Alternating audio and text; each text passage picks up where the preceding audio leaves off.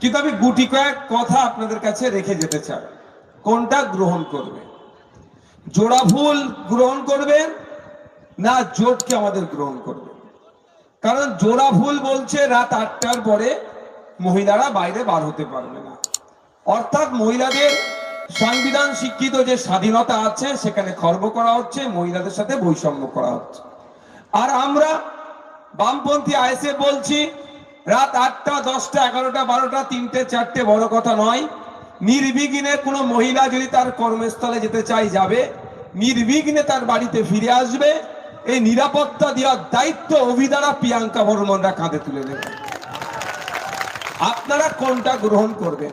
রাত 8টার পরে আটকে দেওয়াটা না নারীর নিরাপত্তার প্রদানটা? আপনারাই দেখুন।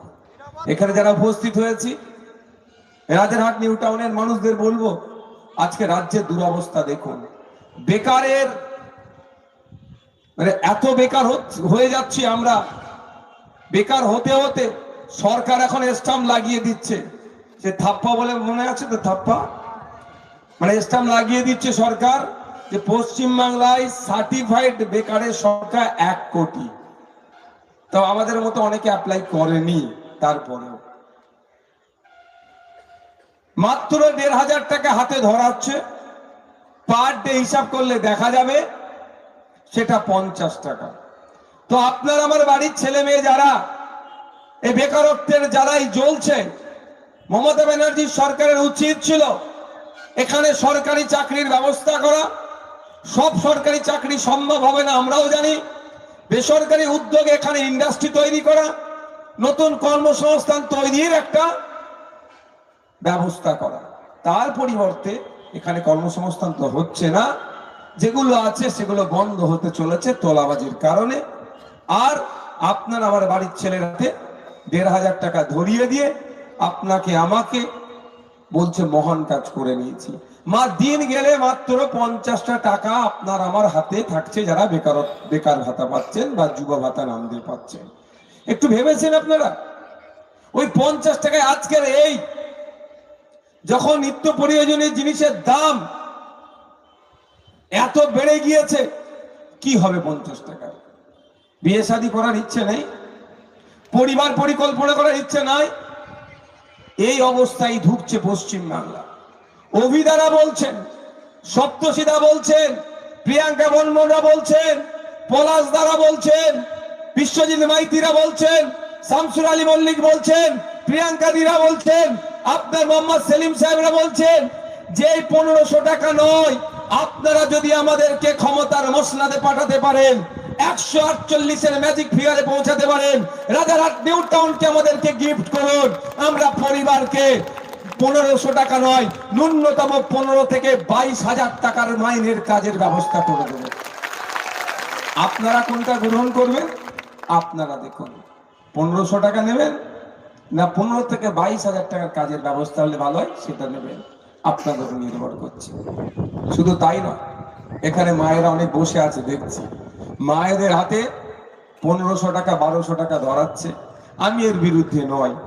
আবার তো বিজেপি এর এক ধাপ এগিয়ে গিয়েছে, বিজেপি ঘোষণা করেছে 3,000 টাকা। এখানে বিজেপি যিনি প্রার্থী হয়েছেন বা বিজেপি যারা কর্মকর্তা আছে তাদেরকে জিজ্ঞাসা করবেন, হারা ভাই আপনাদের তো অনেক রাজ্যে শাসন কার্য চালাচ্ছেন, কোন রাজ্যে মহিলাদেরকে 3,000 করে দিচ্ছেন সেই রাজ্যটার নাম বলুন। অলরেডি যে রাজ্যে ক্ষমতায় আছে সেখানে 3,000 দেয়নি, এখানে ক্ষমতায় আসবে বলে টোপ দেখানো হচ্ছে। ঠিক কেমন টোপ? উড়িষ্যায় দেখে নেন, লাস্ট 16 থেকে 18 মাস 2,500 টাকা সম্ভবত অন্নপূর্ণা ভান্ডার নাম দিয়ে আছে, তারা এখনো পাচ্ছে না। 16 থেকে 18 মাস টাকা তাদের অ্যাকাউন্টে ঢোকেনি। চলে যান দিল্লিতে গিয়ে খবর নিন, প্রায় এখন 1 বছরের বেশি হয়ে গেল সময়, ওখানেও তাদের মহিলাদের জন্য যে বরাদ্দ করার কথা বলেছিল তাদেরকে দেওয়া হয়নি। এখানে 3,000-এর গল্প একইভাবে হচ্ছে, শুধু ভোটটা লুটতে চাইছে। তাই আপনাদের বলবো মায়েরা, এই 1,000-1,200 এই চক্করে না পড়ে একটু চোখ কান খুলে চলুন। আমরা বলছি আপনার স্বামী, আপনার ছেলে, আপনার মেয়ে আজকে বাংলায় কাজ পাচ্ছে না, সেই কাজ না পাওয়ার কারণে ভিন্ন রাজ্যে কাজে চলে যাচ্ছে, আবার সেখানে গিয়ে বাংলায় কথা বলার জন্য মার খেয়ে লাশ হয়ে ফিরে আসতে হচ্ছে। তাই রাজারহাট থেকে অভিদা আওয়াজ তুলছে, মধ্যমগ্রাম থেকে প্রিয়াঙ্কা আওয়াজ তুলছে, আমডাঙ্গা থেকে বিশ্বজিৎ আওয়াজ তুলছে, আপনার অশোকনগর থেকে তাপসদার আওয়াজ তুলছে, কমরেড আমাদের বিকাশ স্যার আওয়াজ তুলছেন যাদবপুর থেকে, দিকে দিকে কমরেড আইএসএফ আওয়াজ তুলছে, আনুন আমাদেরকে ক্ষমতায়। আমরা এই 1500 টাকা বড় কথা নয়, 1200 টাকা বড় কথা নয়, প্রত্যেকটা ফ্যামিলি থেকে একজন করে স্থায়ী কাজের ব্যবস্থা আমরা করে দেবো। অর্থাৎ ওয়ান ফ্যামিলি ওয়ান জবের ব্যবস্থা করব। তার পরিবর্তে কি এটা বন্ধ হয়ে যাবে নাকি 4,000 টাকাটা? না, এটা বাড়িয়ে 5,000 টাকার ব্যবস্থা আমরা করব।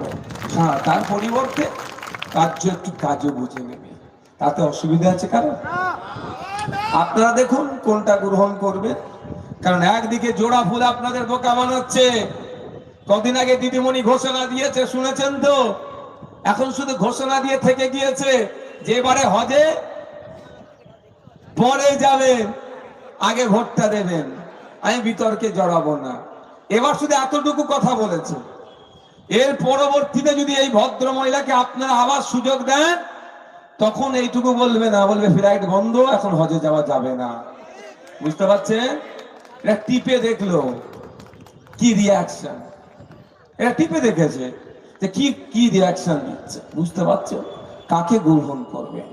জোড়া ফুল এদিকে মন্দির, মসজিদ, শ্মশান, কবরস্থানের জায়গা মেরে খাচ্ছে, আর আমরা আপনাদের কাছে প্রতিজ্ঞাবদ্ধ হচ্ছি, আমাদেরকে ক্ষমতায় নিয়ে আসুন।